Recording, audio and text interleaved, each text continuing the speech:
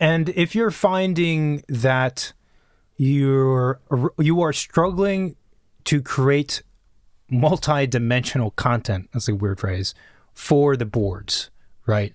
The emotional side, the statistics, and all the things we mentioned, that probably means that your design itself is lacking some of that. Is struggling. Right. Yeah. Right. 100%. I'm not talking about that, that's different from knowing, okay, I want to have this diagram to convey this aspect about my project, right?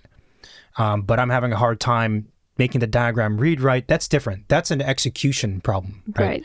But if you have a problem coming up with the diagram at all, then you're missing something from the design. Well, you probably haven't thought about that yet, right? So this leads to starting presentations earlier, which we should talk about. But this is why we had said in a previous recording that a good design project has multiple aspects about it, right? It can be understood in many different ways, and it's tackling many different problems. That's the nature of a good, robust design project, right? So in the creation of the project, as you're doing it, you're thinking about all these different angles. Well, you just need to put that out on paper. Right. And it doesn't need to be like fine-tuned to the smallest detail. It doesn't need to be completely designed or figured out, right? You just have to have the sparkle and have something to show and express for the different for facets. Those different facets. Right. Yeah. Right. And well, it also gets to kind of, let's say, call it mid-review versus final.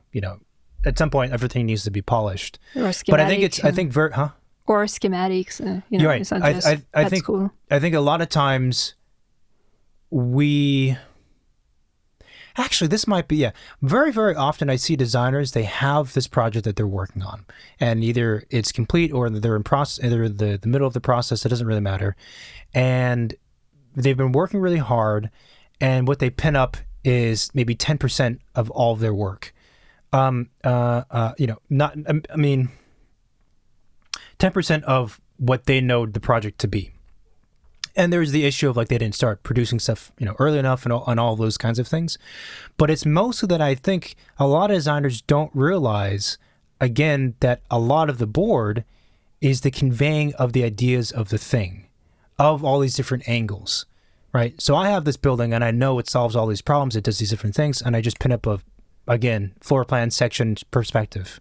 What the hell, right? You're missing all this stuff. And in a lot of cases, designers do have that stuff. They know about it, but they just haven't bothered taking 5 minutes to be like, okay, wait, this was a really important idea to me. I should probably put it down on paper graphically in some way. And that's going to go up on the boards. So that would actually be a good process, is that if you're when you're about to make a presentation, sit down and think about all the different reasons and ways that the project is meaningful for you. Figure out how to convey those different reasons graphically.